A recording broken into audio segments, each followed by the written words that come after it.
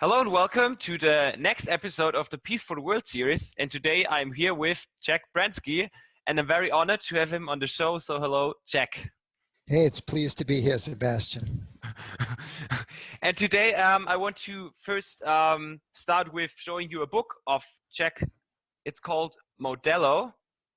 And it's a book he has written about a community, a city in, I think it was Florida. Yes. Yes. Okay. And the topic of today's interview will be how to change communities. And I also want to dive into one thing I think will be addressing a very big problem today, which is domestic violence. And yeah, I think we can start right away. So can you please describe this project or the theme of the book a bit? Well, let me first talk about the way that it is usually done, because I was trained as a community organizer. And as a community organizer, we were trained to go in and go into a community and make friends with the people and help get them upset about the conditions that they were in, so that they would want to take action and change those conditions. And out of those changed conditions, then people would get more of a sense of health and well-being. So that's the traditional approach to community work, and it's from the outside in. You know, it's like if people who live in conditions that are unhealthy change those conditions, then they will become more healthy themselves. Well, the way Roger Mills went into this community was the complete opposite in one sense, and in another sense not. Like, he went in and he attempted to make friends just like a community organizer does. But the difference is that he felt, and I totally believe this these days, although when I first heard it, because I was trained as a community organizer, it really did not sit well with me at all, was that he said, you have to bring people's self-esteem up first. You have to help them see that they have healthy self-esteem already deep within them. He saw the health in people already. He saw how they were inadvertently getting in their own way with their thinking, and that was what was causing their problems. And when they begin to see how it's an inside-out job, not an outside-in job, then they, once they felt more health and well-being themselves, they then went out of their way to change the conditions of the community, because from a position of health, they said to themselves, we don't have to live like this. There's no reason why we have to be living like this. So they worked together to change the conditions. That's prevention or community work from the inside out. So it was not by putting a system around people, but by taking them to a place where they felt that everything is okay, or that there's nothing wrong with people inside, so that they could bring out more common sense. Or yes, that's right. And you know, everybody has what you could call the essence of their being. You know, some people call it the soul, some people call it their spiritual essence, some people call it innate health. Whatever it is, it's like, it's who people really are behind all of the stuff that we think about ourselves. So it's like what we bring into the world with us. It's the essence of ourselves somehow. And that is pure peace, love, wisdom, well-being, automatic self-esteem. It's just the whole package. And then people think themselves away from it. So they think they're not that anymore. But when Roger Mills went in there and he saw that in them,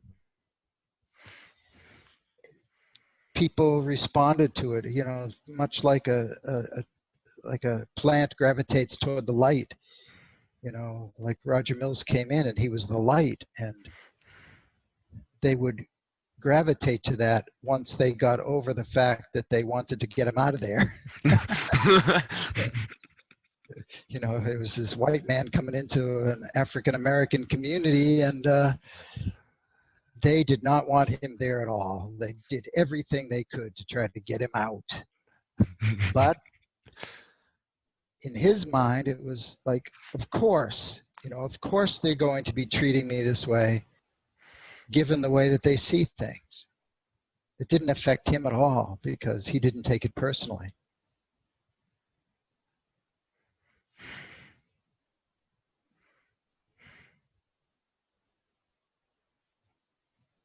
So knowing now, no, now I have to get the English right. So you said that beforehand you worked from an outside-in basis to put on the system on the people. Coming from this inside-out understanding and bring it to domestic violence, a big problem in United Kingdom and I think all around the world. How would you deal with this problem? What would you bring into, or how would you get into conversation with people? Well, we have to take a step back from it a little bit and see what is causing domestic violence. You know, a lot of people grow up in, a lot of people who are perpetrating domestic violence grow up in situations where they have had violence around them. And yet, so a lot of people think that it's because people were in those environments that has caused them to be this way to their domestic partners or their kids or something like that. But that's not, if we take a step back from it and really look closely, we could see that that's not really the way that it works. Because not everybody who grew up in a violent household comes out perpetrating violence themselves. Even if it's a high percentage, it's not 100%. So therefore, it can't be the environment itself that's doing it if it's not 100%. So what is it? What is it? You know, it's got to be thought. that we take whatever happens to us in through our own thinking, and we make something of that for ourselves. Like we get an experience of that from how we're using our thinking. And then our consciousness comes along and it makes it look and feel absolutely real, so that we would swear to the reality of it. It's just that it looks like reality. When we look out of our eyeballs, we're seeing reality, but it's really that we're just seeing our own thinking in action. And so the thinking that perpetrators of domestic violence have is very, very compelling to them. Like they think that's the way to be in the world. And that's at a pretty low level of consciousness, you know, to think that you have to harm others in order to feel okay yourself. But we are in a position of trying to convince them that what they're seeing as reality is not true. And you cannot talk them out of it, because the reality that they see is extremely compelling, just like our reality is for ourselves. So they're going to be seeing that reality from their level of consciousness. And the only way to effectively intervene in the process is to help raise their level of consciousness so that they can see that that's not really the only way to be.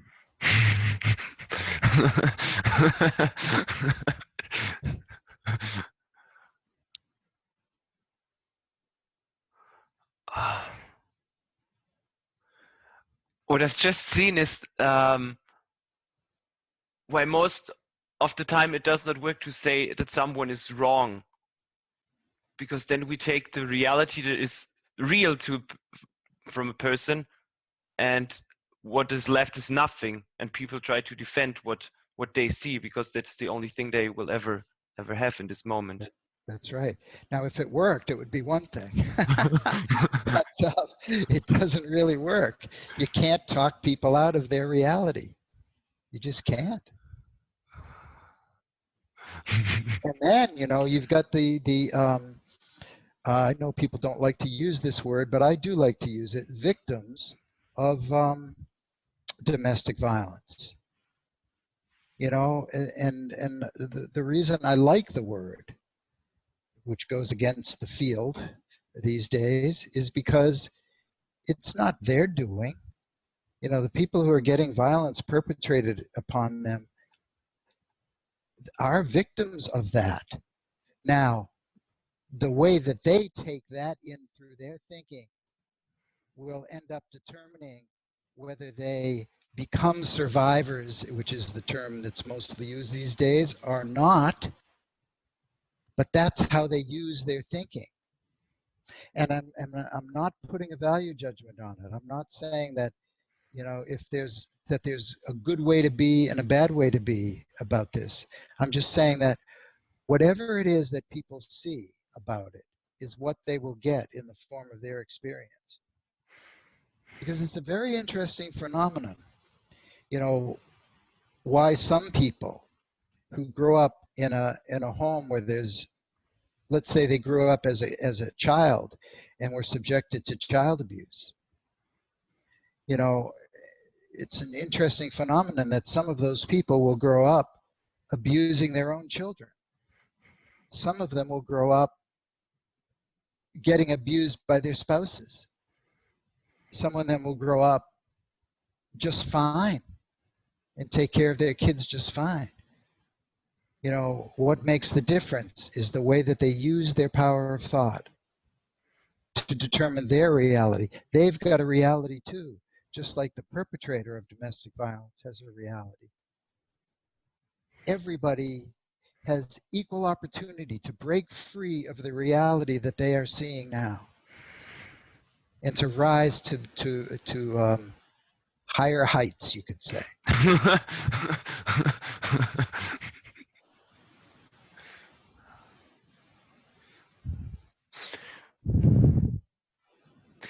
I have rendered you speechless. I've before I went on the interview, I read a sentence by Sydney Banks, which you also put into the book, and I'll read it out loud. I think it resonates with what you've just said. Hope is one of the greatest things in the world, so this is why you talk stories. Yes. And stories, not for the sake of stories, but stories of rising above circumstances or rising above the way one has seen their life into higher levels of consciousness, stories of transformation, stories of how that happened. There's so much hope in that. When people have been in the depths of despair and then suddenly they're able to see a new life for themselves and not be subjected to their own debilitating thinking. You know, suddenly they become free from it. And they see a new life in front of them. Those are the kind of stories that breed hope in others. And Sid was always encouraging people to share their stories of transformation.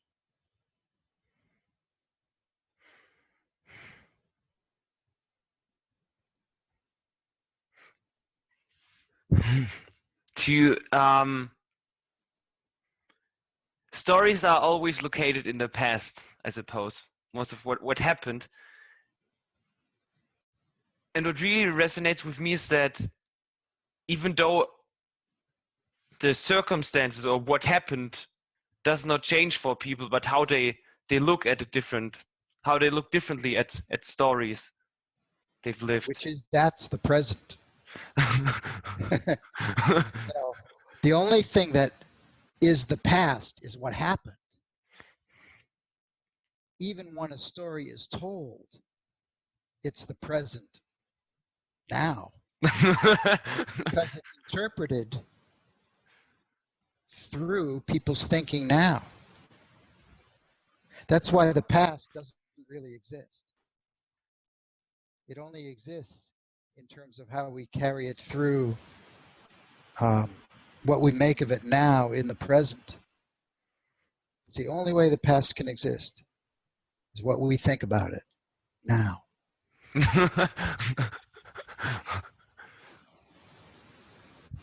It's funny because sometimes, like you said, when we have different thinking, a story is also, it feels different.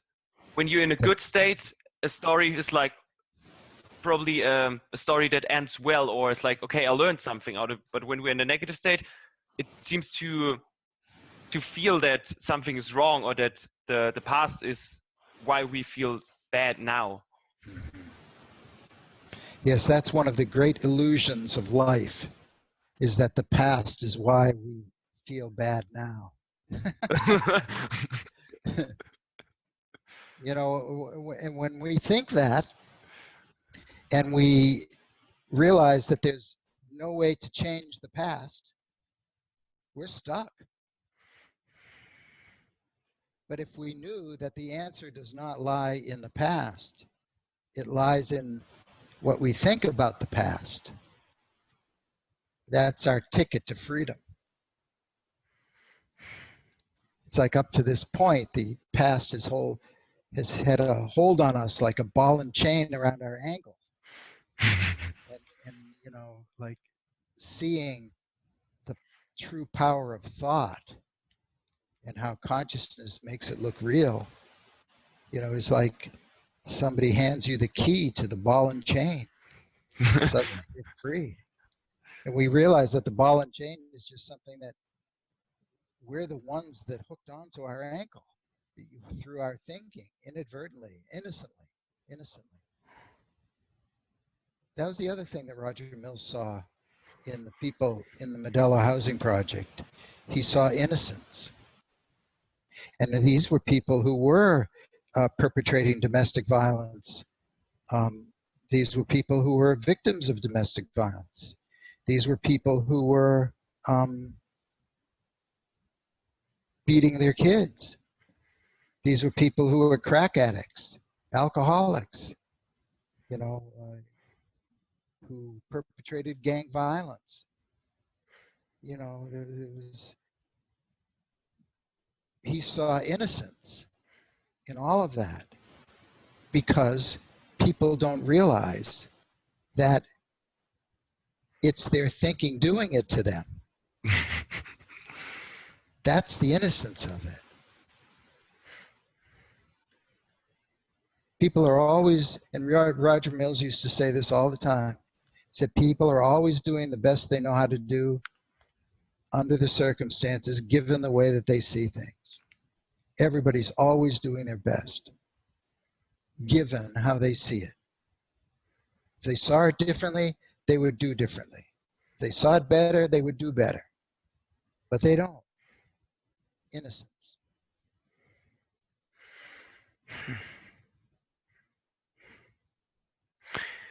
one thing that was really like, before our interview, I watched a documentary about terrorism, and what question came to my mind is like, these people, they seem like they're very off, that they don't see the common sense and they're bad people, or they just hurt people. Do you see a possibility that these people who kill other people will have the possibility to wake up? Yes, everybody has the possibility. On the other hand, they are very firmly entrenched in the reality that they see. You know, I've seen people try to talk them out of their reality. That doesn't work at all. So what if they saw, what if they were helped to see that what they think is real isn't? You know, that it's just something that we've made up about the way that the world should be, us in relationship to the world, how we interpret the teachings of Muhammad. You know, like that they see their interpretation as real. And yet there are so many other Muslims in the world who take the same teachings of Muhammad and are very, very peaceful people. You know, what do they make of that? Well, it's the same as, you know, any Christian religion, you know, where there's different churches within the religion that see things in a different way. And there was even the Crusades, you know, where they killed people in the name of Jesus Christ. Mm. And I mean, to me, Jesus would have turned over in his grave. People were killing in his name. I mean, you know, so people can convince themselves of anything.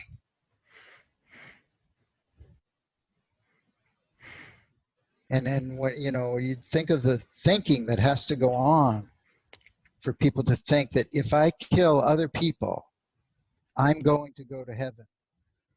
You know, this is if I kill the infidels, I will go to heaven. Well, it's hard to fight logic like that, you know. But it's so firmly entrenched in people. And as long as they're seeing the reality, they're going to be killing people. But what if they saw that it wasn't reality after all? And I'm not sure how you help them see that, other than helping them see how it works, not only within them, but within everybody in the world. We all use mind, thought, and consciousness in the same exact way. Different thoughts make it come out differently for different people. And for some, unfortunately, it comes out doing harm to others. I don't think this is what Muhammad had in mind. Probably not, no.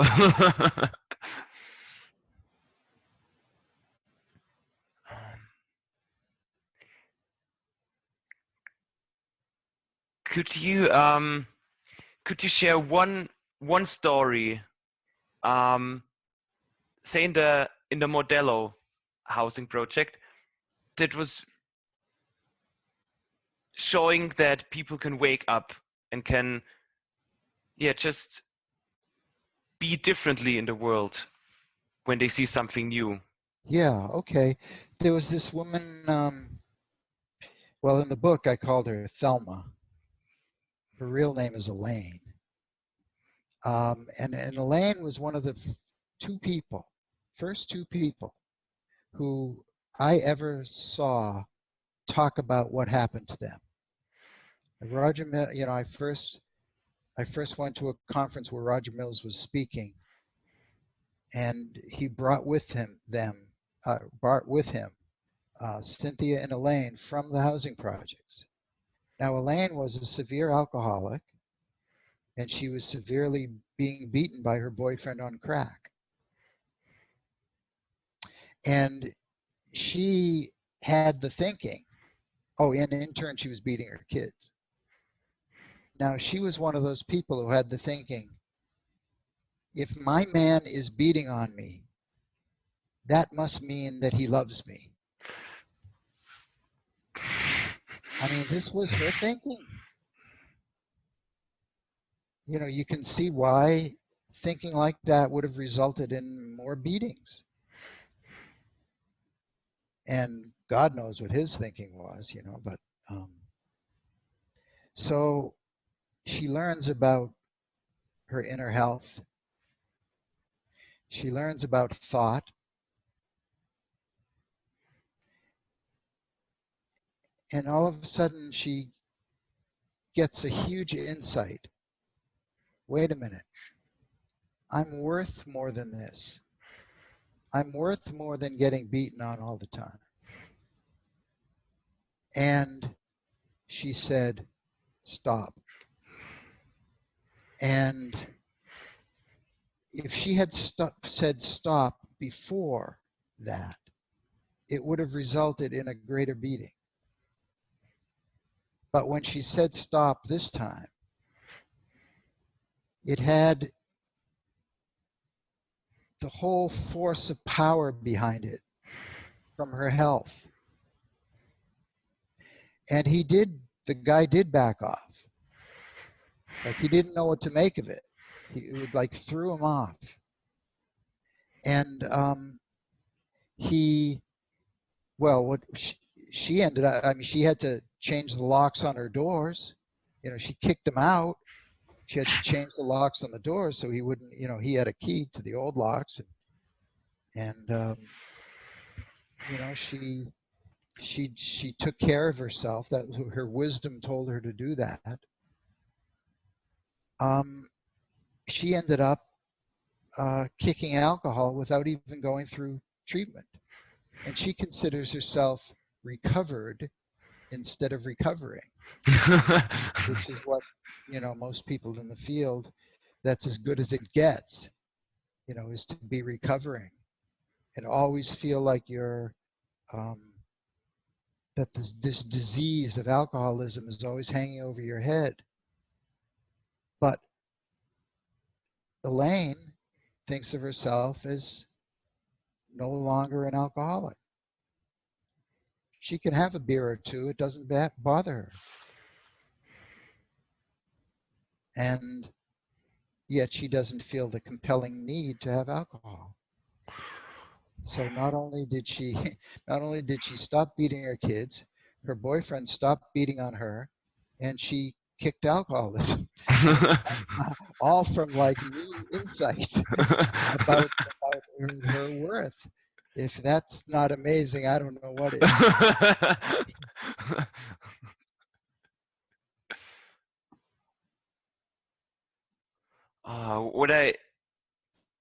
What I hear is that she stopped being a victim to alcohol, to her boyfriend, to the story she was telling herself about what love is. Yeah, and mostly she stopped being a victim to her own thinking. That's the only reason that she was in victimhood, was because of her own thinking. Because it wasn't like the guy changed. It wasn't like alcohol changed. It wasn't like her kids changed. She just saw a new way for herself. She saw her health. She saw her worth. Now, I mean, ultimately, she does tell the story later on in the book about how the guy tried to get back into her life, and she would not let him until she was certain that it was going to be under completely different circumstances. And that's what did happen. And they ended up having a pretty healthy relationship. That's amazing too. So he had to have a shift in thinking himself. One thing I learned about whether people understand the three principles or not, if people's thinking doesn't change, their behavior is not going to change. You know, there's a lot of, in a lot of ways, the world works to try to change people's behavior. And there's always a compelling feeling behind those kinds of behaviors. Like people feel compelled to do them. Why do they feel compelled to do them? Because they're seeing the reality of it. And they're just going after that reality. If nothing changes about that kind of thinking, they're still going to either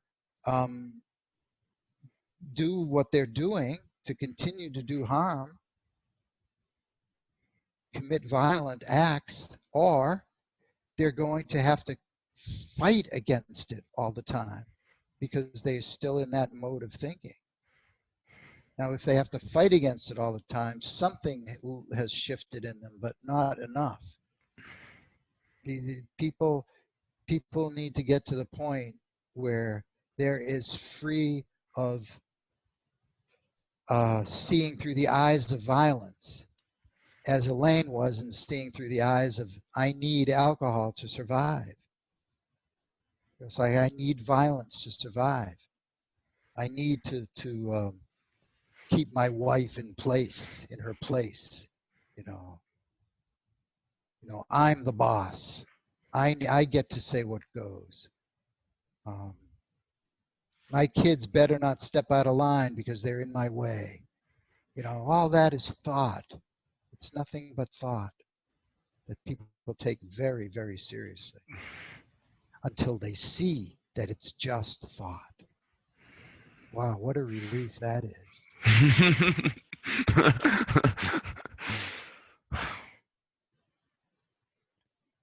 Wonderful. I think that's a good ending. That Okay. It's just thought. That's a good one. Well, you know, it's just thought coupled with consciousness. All, because if it weren't for consciousness, thoughts would just go floating off into the universe and they wouldn't make any difference in our lives. But consciousness seduces us into thinking these thoughts are real. That's the title of my next book, Seduced by Consciousness. That's what does it to us. So yeah, it's just thought, but boy, does it look compelling. Yeah. and you know, there's all the possibilities of mind. You know, mind is all possibilities. We pick one thought out of all possibilities, and that's what we get. But there's all these other possibilities, and when we see that, we're free from that one thought. All right, now we can end.